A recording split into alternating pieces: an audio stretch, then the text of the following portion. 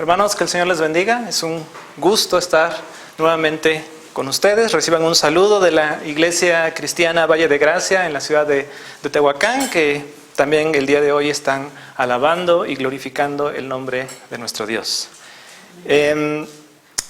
Voy a pedir que abran sus Biblias, hermanos, en el Evangelio de Lucas.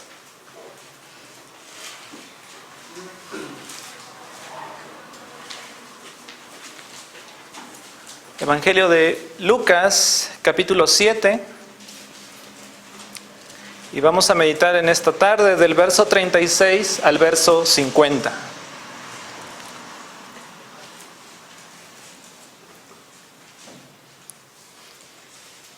¿Lo tenemos, hermanos?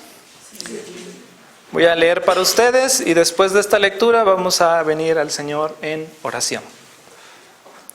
Dice así la palabra del Señor.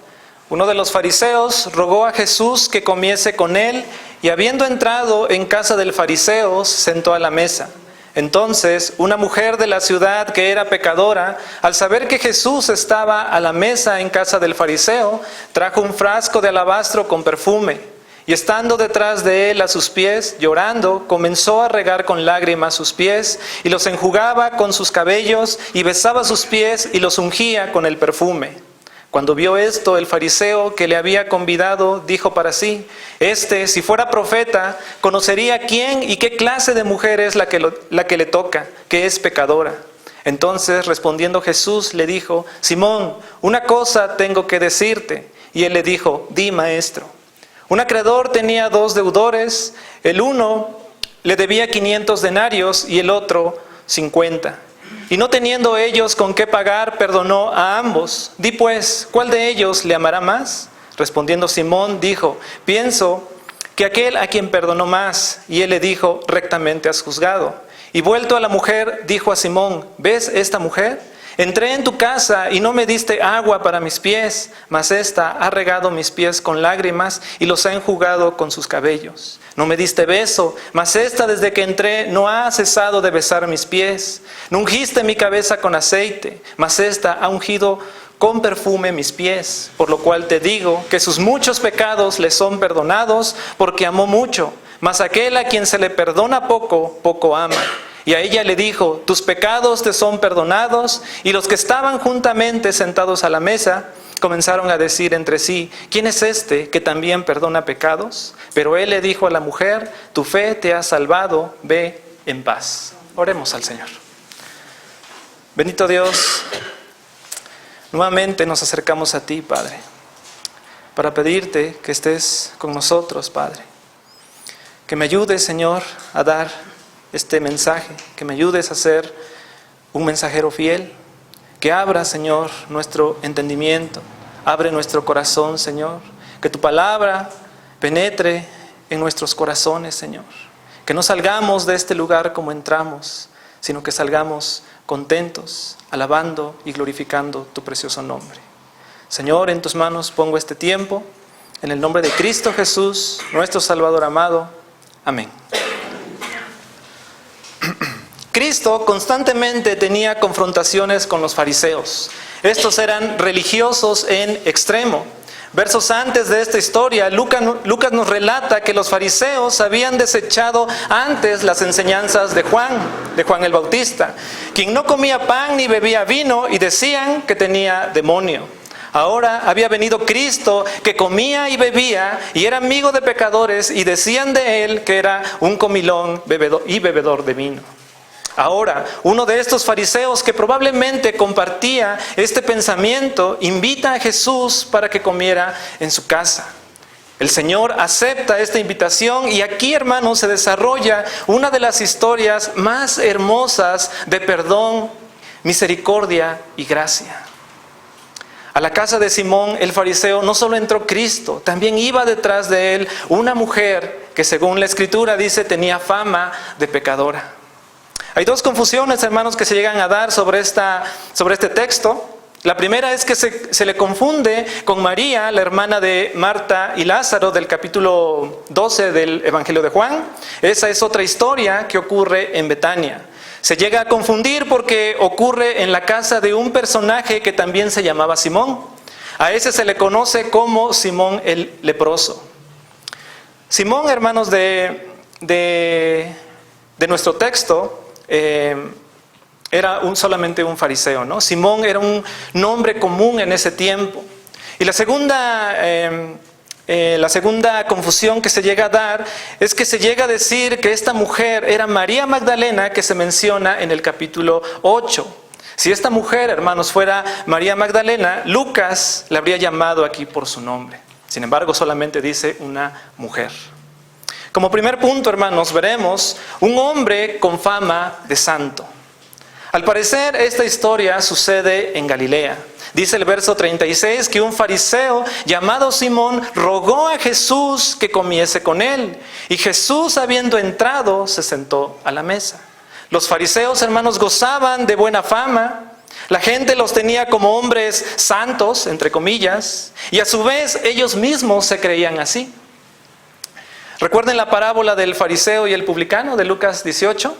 El fariseo daba gracias a Dios de no ser como aquel publicano.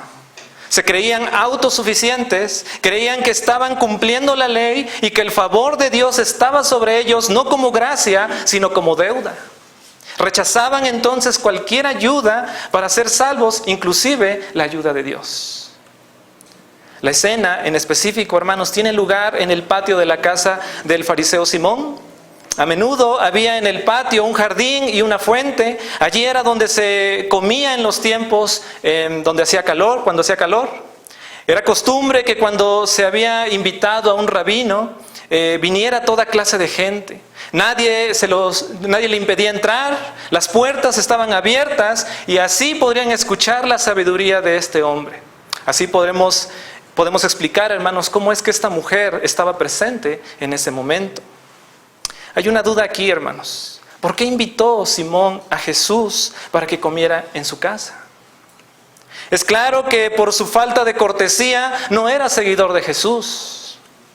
Puede que invitara al Señor solo para encontrar algún punto donde Él se equivocara o contradijera para así poder acusarle. Esto era algo que hacían los fariseos en ese entonces. Pero lo más probable, hermanos, es que Simón le gustara tener invitados importantes en su casa. Por los versos donde leemos que la fama del Señor se extendía, era ya alguien reconocido en ese entonces y Simón no quería perder la oportunidad de tenerlo en su casa.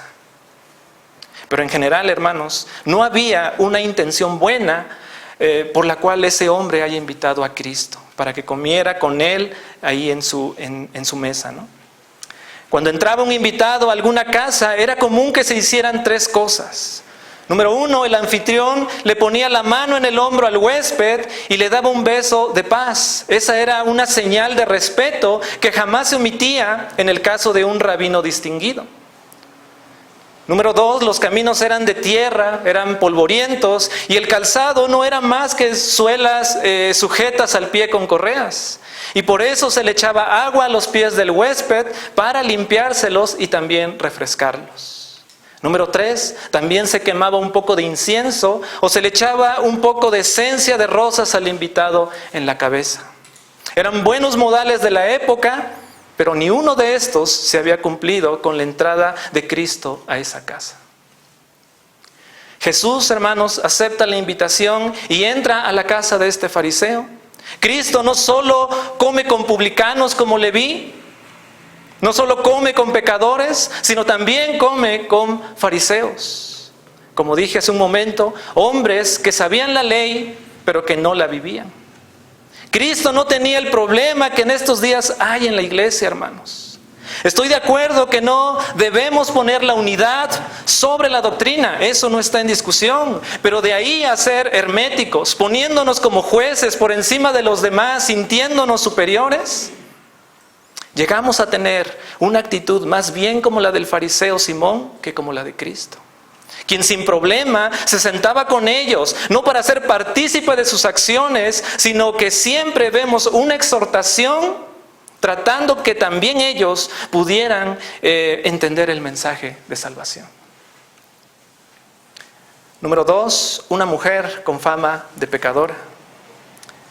Ya dentro de la casa, los comensales, hermanos, no se sentaban a la mesa como lo hacemos ahora, se reclinaban a la mesa casi en el suelo, apoyándose con la mano izquierda para dejar la derecha libre para comer.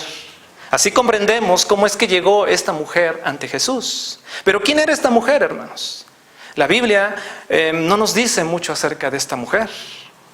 No tiene mucha veracidad que haya sido María Magdalena. Lo único que sabemos es que era conocida por su mala vida. Era una mujer pecadora.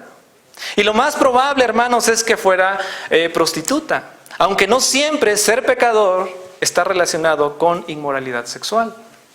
Como todas las mujeres judías, llevaba en el cuello un frasquito de alabastro que contenía esencia. Y esta esencia, hermanos, era algo costosa. Si se dedicaba a la prostitución, esta esencia, hermanos, probablemente era usada para atraer a los hombres. Muchas veces, cuando me contaban o leía esta historia, hermanos, me imaginaba a una mujer sufrida, dolida, que casi la habían obligado a ser prostituta en contra de su voluntad. Pero hermanos, no lo dice la Biblia, pero así como sufrió esta mujer en este ambiente, así como se sufre en este ambiente de la prostitución, hermanos, probablemente ella también hizo sufrir a muchos. Hay muchas historias de mujeres que se dedican a esto, que han destruido matrimonios, han destruido familias, han destruido la reputación de muchos hombres. ¿Qué se entiende, hermanos? Una mujer pecadora. Pero al conocer a Jesús, esta mujer pudo ver su bajeza y al mismo tiempo ver la mano tierna del Señor pronto a sacarla del lodo cenagoso en el cual ella se encontraba. Puede que la escena en cuestión se haya desarrollado en la noche, por lo cual esta mujer se pudo infiltrar hasta donde estaba Cristo. De otra forma, con lo especiales que eran los fariseos, probablemente a primera vista este fariseo, le hubiera negado la entrada a su casa o le hubiera ordenado que saliera de su casa para no contaminarla. Al estar frente a Jesús, lo único que puede hacer por él, dice que es derramar aquel perfume que llevaba en su cuello. Al estar frente al Maestro, provocó en ella un gran sentimiento, hermanos, que no pudo dejar de llorar. En el texto dice regar, o sea que lloraba demasiado a los pies del Señor. Y los enjugaba con sus cabellos. Las hermanas no me dejarán mentir que el cabello es muy importante para ustedes. Al aparecer en público con el pelo suelto, hermanos, era señal de desvergüenza para una mujer judía. Las jóvenes se sujetaban el pelo el día de su boda y ya no volvían a llevarlo suelto en público. Pero esto, hermanos, demuestra que a esta mujer no le importó lo que pensara la gente. Ella quería estar en la presencia del Señor, quería estar lo más cerca posible del Maestro. Regresemos con el fariseo un momento. Dice que cuando vio esta escena, dice la Biblia, que pensó para sí, refiriéndose a Cristo, si fuera profeta, conocería quién y qué clase de mujer es la que le toca, que es pecadora. En otras palabras, le estaba diciendo ignorante al Señor. Pero Jesús, hermanos, sabe quién es esa mujer, conoce su corazón, sabe los pensamientos de Simón, por ende conoce a Simón también y lo que hay dentro de su corazón. Con esto demuestra que es un profeta y más que profeta, es el Salvador divino capaz de perdonar pecados. Punto número 3, ambos son deudores. Dice el verso 40, entonces respondiendo Jesús le dijo, Simón, una cosa tengo que decirte. Y él le dijo, di maestro. Un acreedor tenía 2 deudores, el uno le debía 500 denarios, el otro 50. Y no teniendo ellos con qué pagar, perdonó a ambos. Di pues, ¿cuál de ellos le amará más? Respondiendo Simón dijo, pienso que aquel a quien perdonó más. Y él le dijo, rectamente has juzgado. Cristo, hermanos, nos da grandes enseñanzas a partir de parábolas. Menciona que había 2 deudores. Uno debía 500 denarios, algo así como 500 monedas de plata, un salario equivalente a un año de trabajo. Y el otro solo el 10%, o sea, 50 monedas. Ambos no podían pagar, ambos sin poder pagar. Pero el acreedor perdona la deuda de ambos. La respuesta de Simón es correcta, dice el Señor. Y aparte es obvio, hermanos, ¿Qué dices cuando tu amigo te paga el boleto del metro? Ah, gracias, mañana me toca a mí, ¿no? Pero cuando tu amigo paga tu deuda de 20,000 pesos en el banco, ya no tienes la misma reacción, ¿no?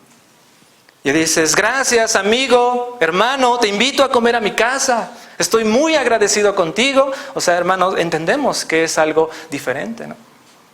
En esta historia, hermanos, no es que la mujer, por tener la fama de muy pecadora, y seguramente lo era, representa al deudor de 500 denarios.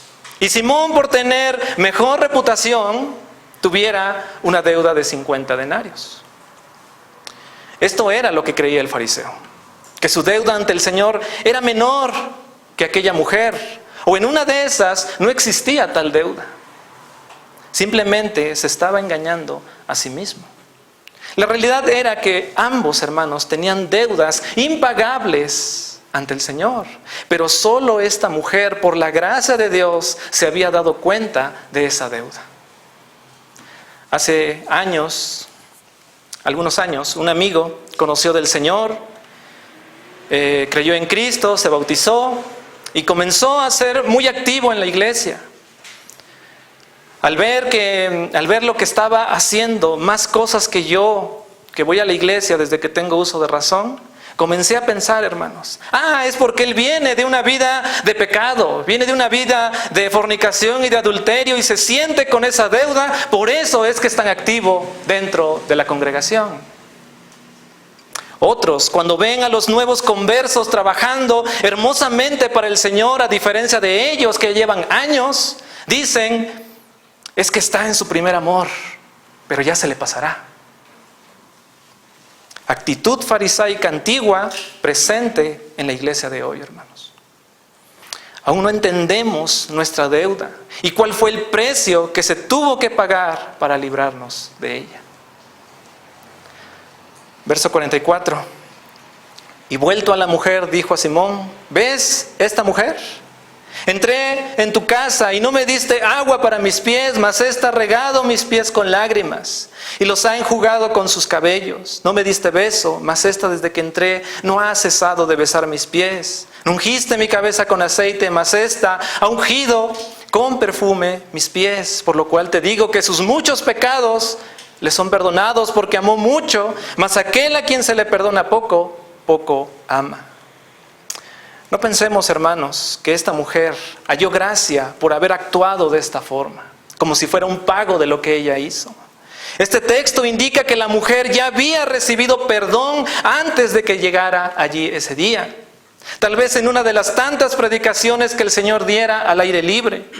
Esta fue la oportunidad que ella tuvo para mostrar su agradecimiento, su amor a aquel que misericordiosamente la había perdonado. El actuar de esa forma, hermanos, era la prueba de que su vida había sido regenerada. En contraste, hermanos, Simón había ofendido al Señor al no ofrecer cortesía normal de proporcionarle agua para los pies, ni saludarlo con el acostumbrado beso, no ungió su cabeza con aceite, al menos con aceite barato, cuando esta mujer le había ungido con perfume caro. Hermanos, decía un comentarista, nada es demasiado bueno para ofrecerlo a Jesús. Esta mujer estaba agradecida, pero también había indignación en ella por la forma en que habían tratado a su Señor. Probablemente había junto al Señor algunos de sus discípulos, pero nadie hizo algo ante la falta de respeto que se le hacía. Esta mujer no soportó ver esta situación y junto al profundo agradecimiento que tenía, no dejó que Jesús se quedara sin ese respeto. Hermanos, cuando Jesús murió, ni uno de sus apóstoles se acercó a pedir su cuerpo. Fue un hombre llamado José de Arimatea que no había sido relevante en todos esos años, pero fue él el que se llenó de valor y fue a pedir el cuerpo de su Señor. Aún en la iglesia de hoy, el celo por la casa del Señor no viene de los hombres importantes, sino de los de atrás, de los marginados, aquellos que a nuestros ojos pueden no ser relevantes, pero que nos darían cátedra, hermanos, de lo que es tener comunión con el Señor. Los que estaban de espectadores comenzaron a decir: ¿quién es este que también perdona pecados? Pero él le dijo a la mujer: tu fe te ha salvado, ve en paz. La gente se molestó porque según la Torá, el único en el universo que puede perdonar pecados, ¿quién es? Es Jehová, es Dios. Y esto sucede así, hermanos, porque Cristo es Dios. Y con esa autoridad estaba diciendo públicamente que esta mujer ya no era lo que solía ser. Quiero terminar, hermanos, haciendo una aplicación para nuestra vida. Este fariseo, ante la gente, quedó bien invitando al Señor y aún rogando para que Cristo entrara a su casa. Como muchos hoy están quedando bien en las iglesias, pasando al frente, levantando sus manos, diciendo: sí, quiero ser cristiano. Pero no lo están invitando por las razones correctas. Preguntémonos, hermanos, ¿para qué queremos que Cristo entre en nuestra vida?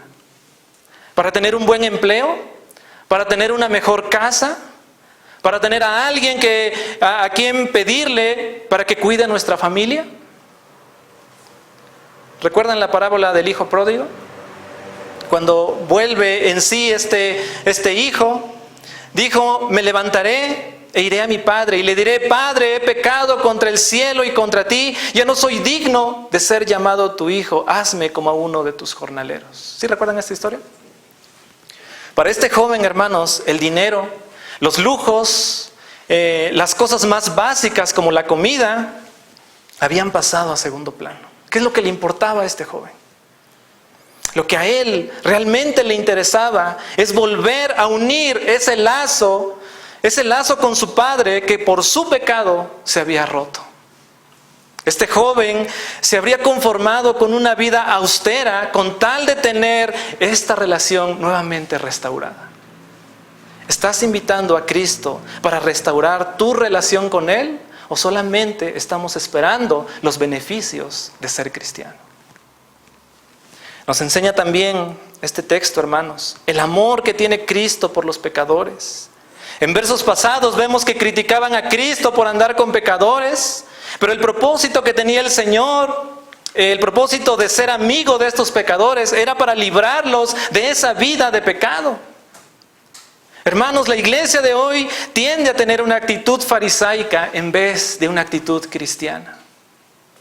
¿Qué diríamos si una actriz que es conocida por su vida inmoral entrara un día a la iglesia y la viéramos llorando con una Biblia en su mano?